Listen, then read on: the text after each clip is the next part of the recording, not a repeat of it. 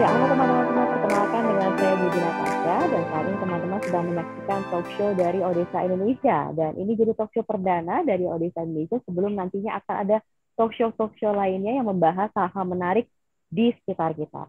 Dan teman-teman semua sebelum kita ngobrol lebih lanjut, pasti ada beberapa yang belum tahu apa itu Odesa, seperti apa itu Odesa dan juga siapa saja orang-orang di balik dari Odesa Indonesia ini sendiri. Untuk itu kita langsung bergabung dengan narasumber yang sudah bersama kita secara virtual, yaitu Faiz Mansur, mohon maaf, Ketua Yayasan dari Odesa Indonesia. Selamat sore, Pak Faiz. Halo, selamat sore Mbak Kevi. Apa kabar? Baik, Pak. Bapak, bagaimana kabarnya nih, Pak? Lama nggak jumpa. Alhamdulillah, baik. Ya, Pak Aktivitas Faiz, lancar. inilah sebelum kita ngobrol lebih lanjut sih, Pak, tentang topik hari ini.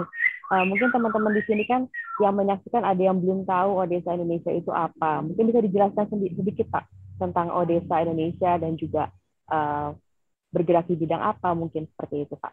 Oh ya, ini Yayasan Odesa Indonesia ini kita dirikan sejak tahun 2016,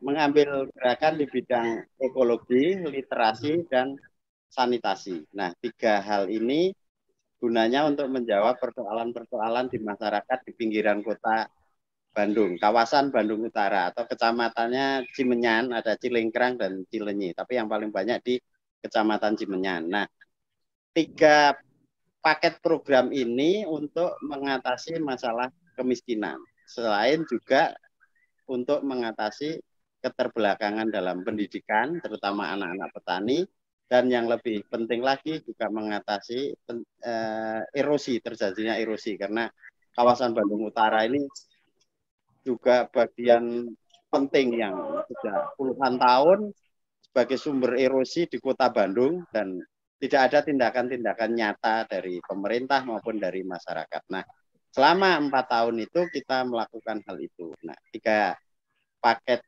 bundel kegiatan ini kita lakukan secara rutin, yang dulu Mbak Kevi kesini dengan teman-teman dari Miss Indonesia, yaitu masih berjalan terus. Hanya ada pengembangan-pengembangan tambahan.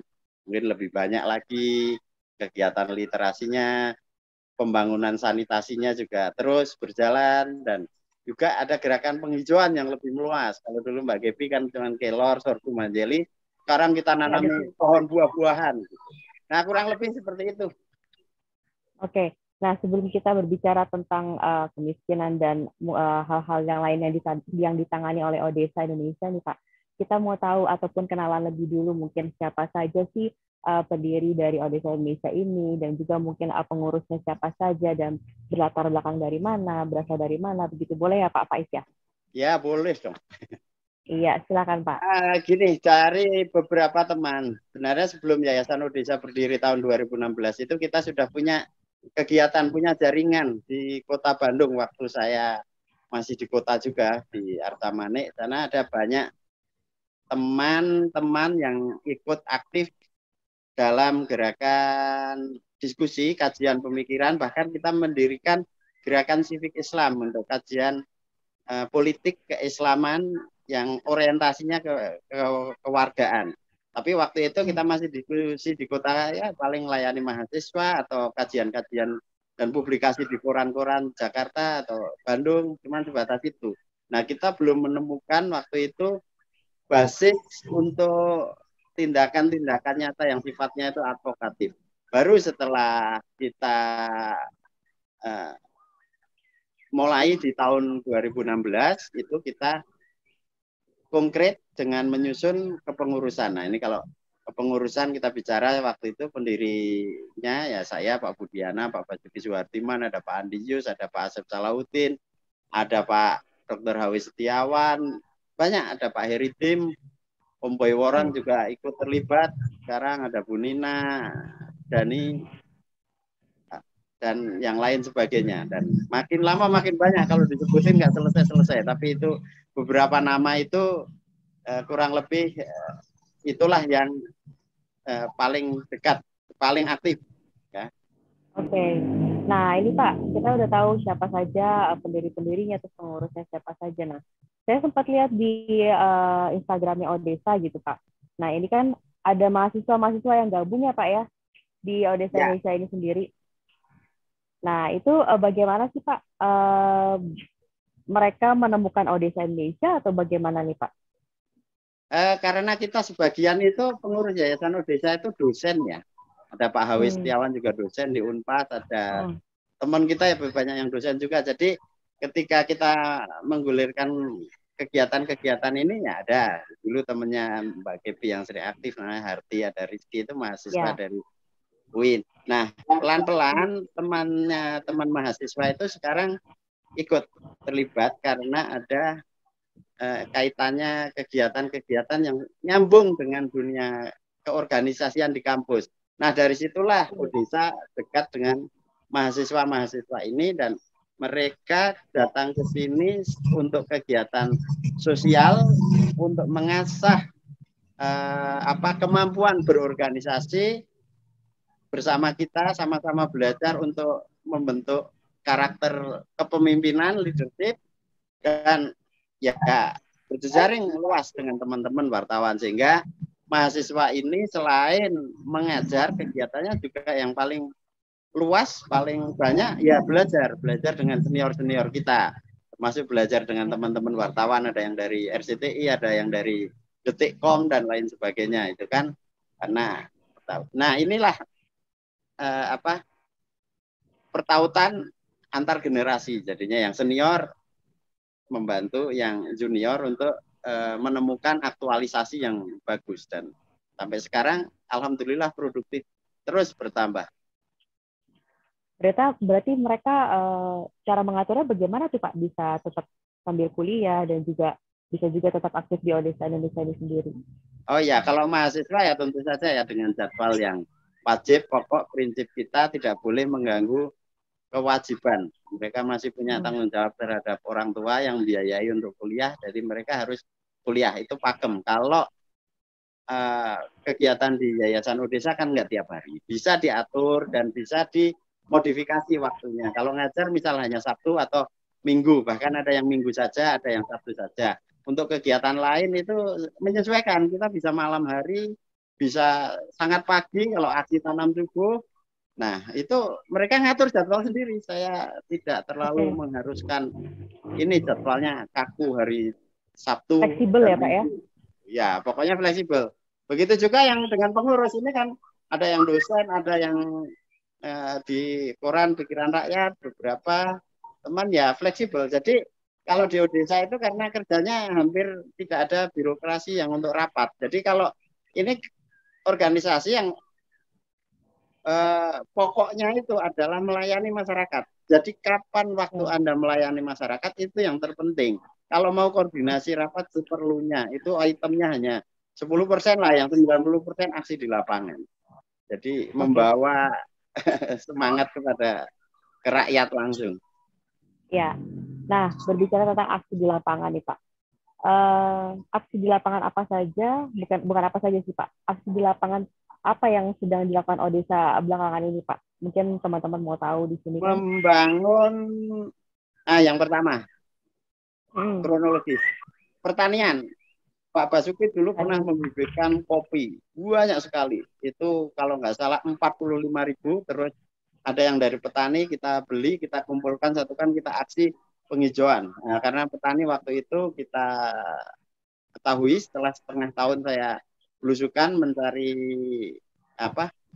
cara bagaimana ini supaya lahan-lahan pertanian ini tidak terkena erosi. Salah satunya adalah kopi. Nah, kita nanam kopi banyak sekali dan berlanjut. Kalau tidak salah sampai yang terakhir ini kita sudah masuk ke 400.000 kopi yang kita bagikan ke petani. Dan itu terhambat karena COVID. Kalau enggak, karena COVID kemarin saya nyiapin 200.000 lagi sehingga target 1 juta bibit kopi itu target saya 2022 akhir tahun depan itu, tapi sepertinya nggak akan tercapai karena ini semakin halang ini ya Pak, pandemi ya. Nah, itu pertanian dulu kopi, tapi sekarang ya sudah tambah tadi ada buah, ada herbal, ada kelor, sorghum, hanjeli, semua kesehariannya ada terus di sini jalan. Nah, kalau yang dari sanitasi itu 32 MTK dan yang mingguan literasi sekolah Samin. Oke. Nah, tadi Pak berbicara pertanian, tadi kan waktu tahun 2018 kita sempat bekerja sama ya Pak ya. Iya. Nah, itu kan kita menanam kelor, kemudian ada sorghum dan juga hanjeli. Itu perkembangannya sekarang seperti apa nih Pak? Bagus. Saya sangat puas. Bagusnya begini Mbak Kevi, karena Ya, target dasar desa ini kan menggerakkan pertanian penghasil gizi dan juga untuk mencegah erosi. Nah, betul. untuk dua-duanya ini saya sangat puas karena tercapai, bahkan melampaui target-target. Jadi teman-teman di RCTI dulu bareng-bareng itu sangat luar biasa membantu kampanye keluar maupun koordinasi ke masyarakat. Karena apa?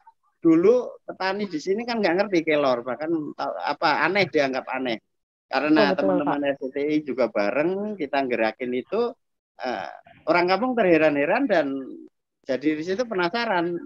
Nah, lama kelamaan karena kita makan bareng, kita ada yang merasakan Mm-mm. manfaatnya, dan untung juga ada yang sudah menanam dan panen, ya itu luar biasa. Jadi secara sosial ke masyarakat untuk target ini menambah makanan bergizi dari hasil alam untuk para petani ini tercapai luar biasa. Sekarang sudah petani-petani pada minta bibit ke sini. Mereka sudah pada tahu manfaatnya kelor. Jadi bahkan tidak usah kita gerakkan pun mereka sudah mulai menanam. Nah, di luar itu juga Nah, ada yang memuaskan pembibitan. Pembibitan ini beberapa puluh, mungkin 22 atau 24 sekarang ya, itu ada pembibit kelor dan beberapa tanaman lain itu memiliki usaha sendiri dan itu berjalan. Jadi meningkatlah pendapatannya, ada yang 300.000, 500.000 gitu Mbak. berarti alhamdulillah ya Pak ya, selain bisa memberikan gizi untuk mereka, gitu juga bisa juga untuk menjadi tambahan pendapatan bagi masyarakat ini udah bisa ya Pak ya, untuk Iya, kelor itu sendiri. dan enggak usah khawatir itu akan mati seandainya Ya, Yayasan Desa saja berhenti. Sekarang itu sudah jalan karena yang kita setel sejak awal itu memang mentradisikan. Jadi bukan program asal kerjasama dengan petani. Kita nggak kerjasama dengan petani. Yang kita ya. lakukan adalah bersama petani setiap hari. Jadi disitulah mereka sudah berpengetahuan, merasa berkepentingan sendiri, ya saya yakin akan bertahan sampai Oke. kapanpun. Alhamdulillah. Nah, ini Pak berbicara tentang tadi kan bisa menjadi pendapatan tambahan dari para petani, masyarakat. Nah, itu kan berarti kan berhubungan dengan kemiskinan begitu Pak ya. Bisa menarik warga ataupun masyarakat dari kemiskinan untuk bisa menghasilkan pendapatannya sendiri. Nah, berbicara soal kemiskinan nih Pak Faiz. Menurut Pak Faiz sendiri, kenapa sih kok bisa ada masyarakat yang hidup di garis kemiskinan begitu Pak? Apa sih faktor-faktornya selain mungkin dari pendidikan ataupun uh, mungkin kurangnya pengetahuan atau seperti apa itu Pak? Itu begini, macam-macam ya faktor kalau secara umum. Kalau kita bicara kemiskinan itu biasanya asosiasinya adalah pengetahuan dan teori, bukan realita. Nah, saya akan bicara pada sisi yang realita yang kita temukan saja, sehingga teori itu menurut saya hanya ada dua yang bisa diperlakukan untuk menganalisis kemiskinan di tempat kami ini. Yang satu adalah mereka korban struktural. Korban struktural itu begini, sejak tahun 80-an sampai kemudian 90 sampai ini itu tidak ada progres pembangunan, padahal ada negara. Nah, struktur negara tidak bicara tentang kemajuan. Itu satu, struktur dari soal negara. Yang kedua, struktur dalam arti keadaan alam masyarakat, perubahan masyarakat itu tidak responsif. Artinya begini, perkembangan jumlah penduduk pesat, tapi kecakapan tidak meningkat, tingkat pendidikan tidak meningkat dengan perkembangan zaman, terus warisan dari yang tadinya tanah 1 hektar, kalau dibetah anak 4 aja tinggal 1/4 hektar, terus menurun. Kemudian terdegradasinya adalah ketika mereka untuk memenuhi kebutuhan pokok-pokok itu, termasuk pokok itu perkawinan ya, itu tidak mampu lagi. Ya, karena gelombang modernisasi kan begitu cepat ya dari kota, respon masyarakat lambat karena tidak ada jalan aja, akses jalan kan tidak masuk, baru aja kan tahun-tahun ini saja, dulu-dulu enggak di cepat-cepat dilakukan sehingga masyarakat terbelakang. Nah, inilah yang mengakibatkan kemiskinan. Jadi dulu sebenarnya tidak miskin tapi sekarang masih miskin. Kalau keluarganya Mbak Gebi atau siapa kan dulu mungkin kekurangan tahun 82, sekarang anak-anaknya pada sekolah maju, pada yang jadi wartawan dan nah di sini pendidikan juga tidak. Nah, ini paling mendasar mereka mengapa, kalau pertanyaannya mengapa mereka seperti itu, ya karena ada faktor-faktor yang tadi itu. Nah, jadi jangan bilang orang miskin itu disebabkan karena kebodohan.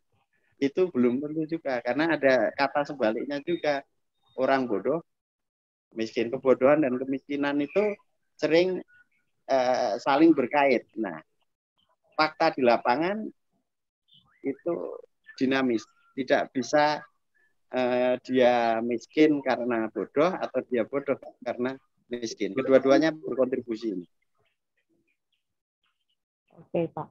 Nah, terus lebih lanjut, kemiskinan itu apakah itu kan erat dengan negara ya, Pak ya? Maksudnya apakah di sini yang menyelesaikan harus negara saja atau bisa ada misalnya organisasi sosial ataupun apapun itu, Pak, yang bisa membantu untuk mengentaskan kemiskinan mungkin yang ada di negara kita ini sendiri, Pak? Menurut Pak, kalau struktur terkait dengan negara sih ya wajib negara itu untuk memberantas kemiskinan, kebodohan. Nah, tugas negara itu kan untuk mencerdaskan kehidupan bermasyarakat. Itu wajib. Tapi saya melihat memang pemerintah kita itu belum bagus, termasuk di era reformasi ini belum lahir kepemimpinan yang bagus, sehingga hal-hal seperti itu di akar rumput jangankan mau menyelesaikan, mau tahu aja enggak kok. Mereka itu datang ke kampung cuman masang baliho sampai main money politik jadi penguasa, habis itu kan nggak nengok, nggak mikir serius. Nah, ini yang memprihatinkan sebenarnya, politik kita, politik yang masih rendahan, belum bermutu. Itu satu persoalan sendiri. Yang kedua, postur birokrasi pemerintahan kita itu belum sehat juga, selain aktor-aktor politisi yang tidak punya empati ini untuk mengatasi kemiskinan. Birokrasi kita belum fleksibel untuk berbicara, bahkan untuk pengalokasian anggaran saja. Selalu hanya dibagi untuk banyak kegiatan orang kedinasan. Jadi mentalnya itu kalau kerja itu mereka berbasis anggaran, bukan berbasis kemanusiaan. Ini negara kita yang harus cepat-cepat diubah kelak. Makanya Odesa akan mendidik banyak orang untuk ngerti bagaimana menjadi pemimpin yang manusiawi, yang empatinya tinggi, bukan yang bekerja karena berbasis anggaran. Nah, yang ketiga, kalau gerakan kemiskinan itu di mana-mana tidak bisa mengandalkan negara saja. Sudah tahu negara kita ya seperti itu, maka harus ditumbuh kembangkan masyarakat, terutama kelas menengah yang berpendidikan, itu untuk mengasah empati dengan turun ke lapangan, untuk memproduksi pengetahuan lokal. Karena dengan mengatasi kemiskinan nanti akan ada banyak pengetahuan, bahkan hikmah-hikmah dari kerja-kerja bersama orang miskin itu. Nah, Mbak Gebi juga dulu merasakan kan 3 bulan di sini, walaupun menjalankan program seperti itu sesaat katakanlah dibanding Odesa ya 3 bulan, tapi kan ada impact pasti ke kita. Bagaimana ngerti si siapa Gunawan kena sih. Ya betul. Jadi betul, paling tidak minimal kita bisa bersyukur kalau ketemu orang-orang bawah itu. Jadi nggak ngejar-ngejar yang sana kan terus. Iya, berarti di sini peran empati itu sangat penting ya Pak Faiz ya? Ya sangat penting. Kalau tanpa empati kita sebenarnya nanti kayak reptil berangasan. Itu akar kebijaksanaan manusia ya empati. Lawan katanya adalah antipati. Jadi saya juga selain mahasiswa ini kepingin saya perkuat pengetahuan empati, tentu saja bersama ya dengan praktek, dengan laku, bukan teori. Itu jurnalis, teman-teman wartawan ini kontribusinya bisa luar biasa kalau menegakkan jurnalisme dengan pendekatan empati. Kalau ketemu orang miskin jangan dieksploitasi dong, jadi hanya tontonan berhadiah. Tapi ya seperti yang kita lakukan dulu itu, ada dampaknya dan berkelanjutan. Hanya 3 bulan lah teman-teman RCTI itu bagus, 3 bulan tapi kita kawal, tapi dampaknya kan berkelanjutan sampai sekarang. Nah ini terus apa? Teman-teman jurnalis juga menyuarakan masalah-masalah akar rumput. Jangan hanya mengejar berita yang kira-kira viral atau kira-kira banyak audiennya atau banyak iklannya saja. Mesti harus juga mencari konten-konten yang berbasis kemanusiaan itu dengan mengusung jurnalisme empati. Oke, tadi kan Pak Faiz sudah menyebutkan bahwa yang beberapa tahun yang lalu yang kita lakukan itu alhamdulillah sangat berpengaruh gitu ya Pak ya. Kita mungkin teman-teman di sini yang menyaksikan juga ada sedikit yang belum tahu bahwa dulu itu kita membangun MCK, betul ya Pak ya? Ya. Membangun MCK, kemudian menanam kelor ya Pak ya, mengajarkan untuk tani pekarangan, betul ya Pak? Ya. Iya, dan untuk terakhirnya outputnya itu kita bagaimana memanfaatkan menjadi tempat wisata di suatu air terjun itu ya Pak ya? Iya. Jadi itu masih berlanjut. Nah, siapa yang melanjutkan ya, bukan saya lagi yang menggarap, bukan Odesa, ya. Tapi ada yang menyambut yang lain, ya itu bagus. Jadi. Nah, oke Pak. Nah, kita sekarang berbicara tentang ini Pak. Saya juga melihat di Instagram dan juga Facebooknya Odesa. Odesa juga banyak ini ya Pak ya, mengajak anak-anak warga di sekitaran situ untuk diberikan pendidikan, betul ya Pak ya? Ya, pendidikan itu ya dijelaskan, itu Pak. pendampingan pendidikan terutama hari Sabtu Minggu. Tapi di luar hari Sabtu Minggu sebenarnya kita juga sekarang mengoptimalkan, apalagi masa pandemi ini Mbak Kevin. Jadi anak-anak itu kan kita tahu ya, anak kampung kayak gitu tidak pernah dapat buku, tapi begitu interaksi dengan buku senang luar biasa. Itu kan bukan hal yang gampang anak-anak desa mendapat buku gitu.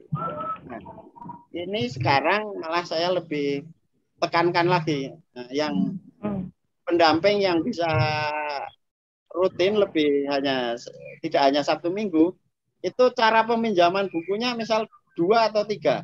Karena ini ada anak-anak itu yang memiliki tingkat perkembangan itu yang matang dengan buku itu. Mereka senang baca buku terus saja. Sampai seminggu itu 3-4 buku, bukan hanya 1 buku. Luar biasa, itu kan di luar dugaan. Jadi kalau nanti pertanyaannya apa mau pada baca buku, minat baca kita rendah, enggak, saya jamin. Asal Mbak Gebi turun lagi nanti temui itu Gunawan, suruh baca buku, suruh nulis, belajar tiap hari, didampingi mereka bisa ratusan buku dibaca.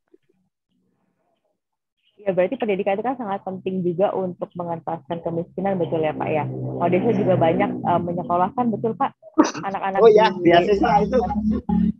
Iya, memberikan beasiswa. Itu ada 22 anak yang SMP berapa, SMA ada berapa, itu kalau nggak salah 4, lainnya malah dari sejak SMP. Terus ada yang kuliah 2, baru 2 ya. Nanti pasti nambah nih ke depan ini. Nggak tahu kita nyari dananya gimana.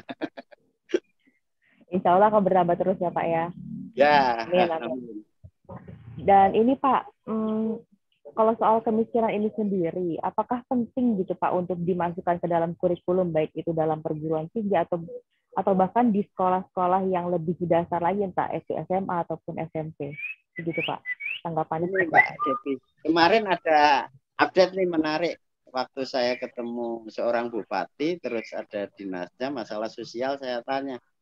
Sekarang dulu keluarga prasejahtera, terus diubah fakir miskin. Nah, sekarang tema nomenklatur di pemerintahan daerah itu ternyata fakir miskin. Nah, apa hubungannya ini? Begini, kita terutama mayoritas kan agama Islam di sini, istilah itu kan fakir dan miskin itu dari bahasa Arab. Dan kita kenal sejak kecil. Tapi pengetahuan kita tentang fakir dan miskin ini hanya terbatas. Kalau fakir adalah orang yang tidak tetap pendapatannya dan selalu kekurangan, kan kurang lebih begitu. Kalau miskin itu tetap pendapatannya, tapi tetap pekerjaannya, tapi kurang pendapatannya, gitu aja. Nah, ini tidak dilanjutkan ke dalam pemikiran-pemikiran yang lebih kreatif. Hanya kita dikenalkan siapa si miskin, dan itu pun naasnya hanya kategori. Maka kalau pertanyaannya penting nggak untuk diajarkan di dalam sekolah-sekolah? Sangat. Dengan tahapan-tahapan, bahkan bukan hanya ngajari teori tentang siapa orang miskin dan mereka itu haknya apa, tapi tanggung jawab untuk supaya mereka tidak miskin. Itu penting pendidikannya sampai ke situ.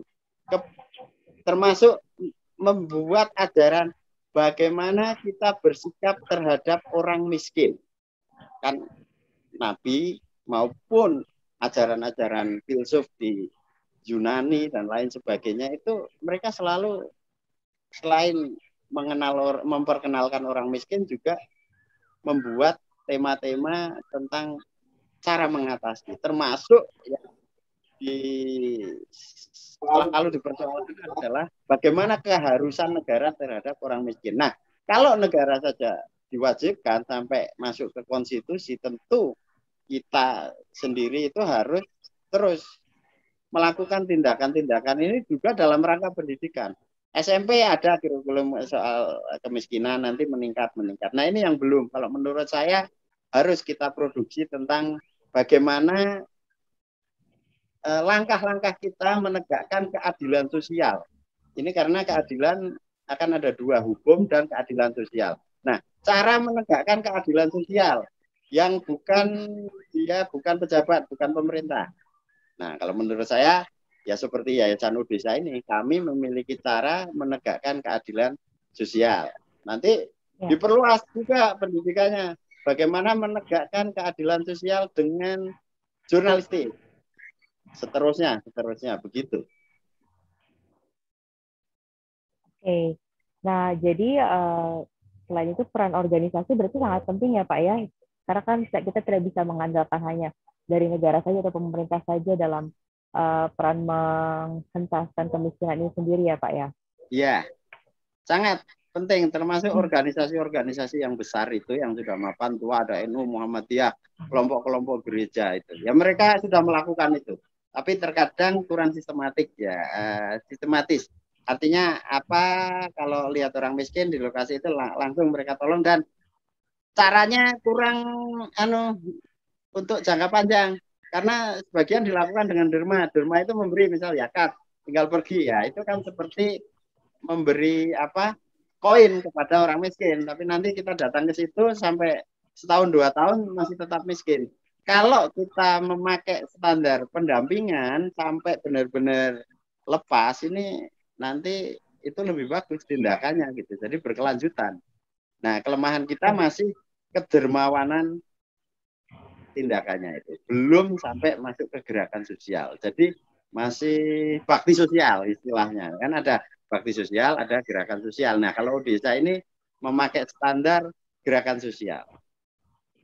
Oke. Nah, ini kan lagi masa pandemi nih Pak ya. Pasti semua masyarakat itu terdampak, baik itu yang masyarakat di kalangan bawah ataupun di atas sendiri terdampak. Nah, ini kalau boleh tahu untuk peran dari Odesa ini sendiri di masyarakat di sekitaran Bandung Utara ini, apa sih Pak di masa pandemi ini yang sudah dilakukan untuk membantu mereka? Yang paling kita butuhkan dan paling mudah dilakukan dan itu sangat penting adalah sumbangan beras untuk lansia. Karena sebagian juga tidak dapat dari negara, kalaupun dapat juga itu problemnya gini Mbak Gepi, kita tahu kan orang di satu rumah yang sempit aja jumlah anggota kakaknya itu 4-5 gitu.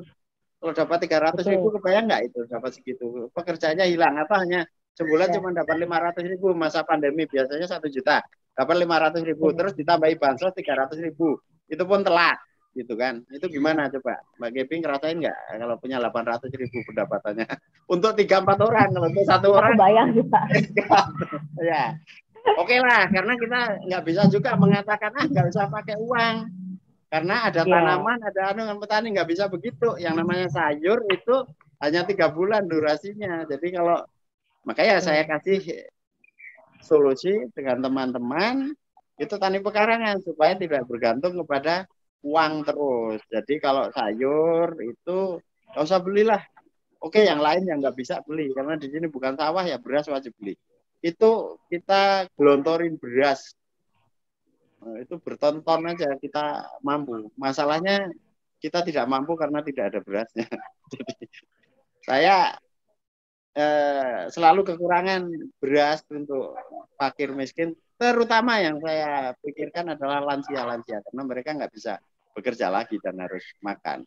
Nah itu satu. Yang kedua kalau yang masih muda-muda kita gerakin tani pekarangan kemarin ya, Pak Basuki macam-macam modelnya sudah ketemu. Tani pekarangan itu luar biasa Mbak Gebi, dengan modal sedikit itu halamannya jadi bersih. Terus mereka juga punya ketertiban kerja, nggak menganggur, diurus sama istrinya yang pagi hanya ngurus 1 jam, nyiram-nyiram, sore juga hanya butuh 1 jam. Itu mereka mendapat penghematan antara 8 sampai 10 ribu. Kalau per bulan berapa itu? 180 sampai 300 ribu loh. 200 ribu sampai 300 ribu. Itu luar biasa.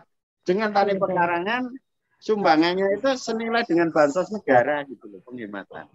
Jadi lebih baik Pak, yang mengurangi pemborosan.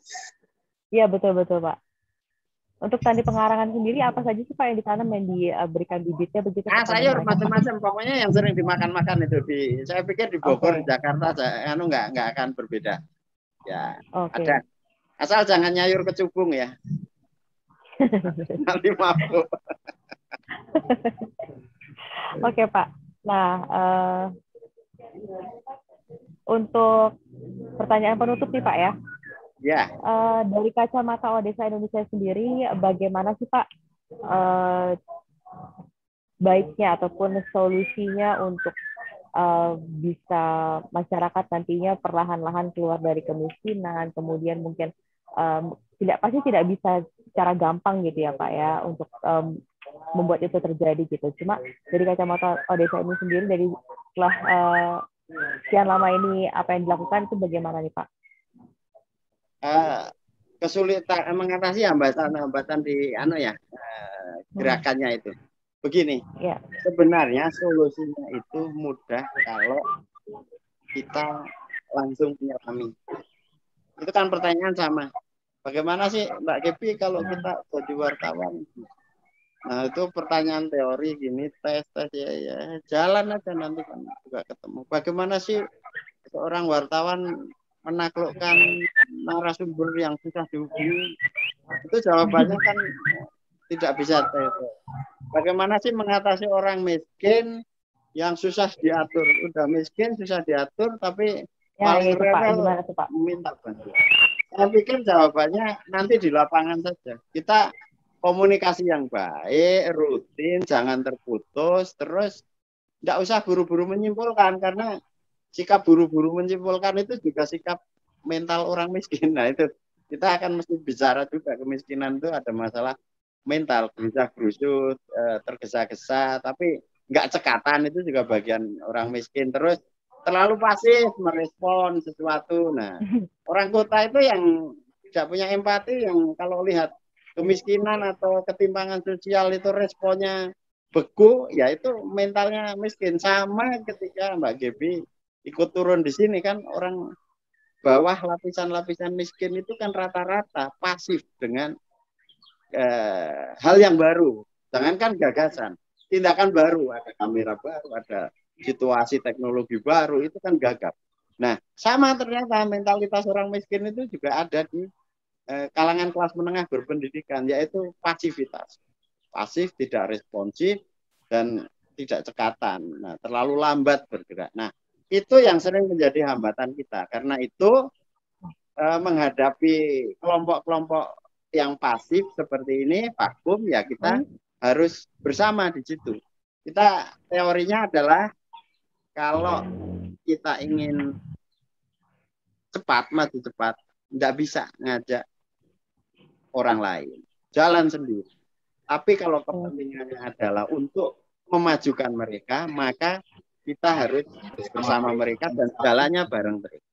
Kalau ditinggalkan terbang sendiri, nah Raja Wali tidak bisa hidup di kawanan kalkun karena Raja Wali harus terbang. Ini kalkun-kalkun kan yang itu sebenarnya masyarakat kita bukan hanya yang status ekonominya miskin karena ini kemiskinan bukan hanya masalah ekonomi ya, ada masalah mental Itu juga tadi. mentalnya ya Pak ya. Ya, banyak sekali. Di situ kalau menurut saya teori yang bagus. Nah, kalau dari sisi ilmu pengetahuan itu namanya metodenya etnografi. Jadi kalau di jurnalistik itu kalau jurnalisme investigatif. Soal temuan ketemuannya apa itu nanti semua diverifikasi, diterjuni, didalami, jangan sampai ada fakta-fakta yang terlewat untuk diwawancarai harus dicek.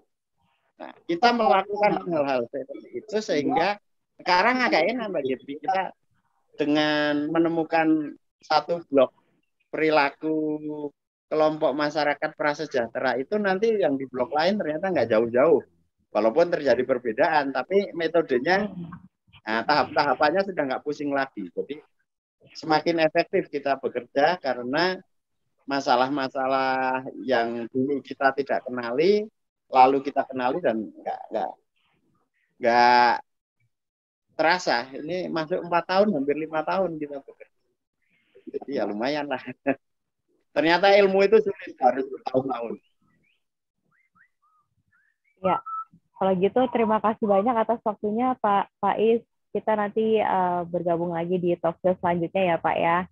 Oke, saya Terima kasih untuk sharingnya dengan kita semua. Semoga kedepannya nanti yang menonton ini, video ini nantinya akan terbuka lagi, entah itu empatinya untuk lebih berempati dengan orang-orang di sekitarnya ya Pak ya. oke, makasih. Selamat sore. Iya, sama-sama. Iya, selamat sore. Saya Gibi Natasha, pamit undur diri. Selamat sore.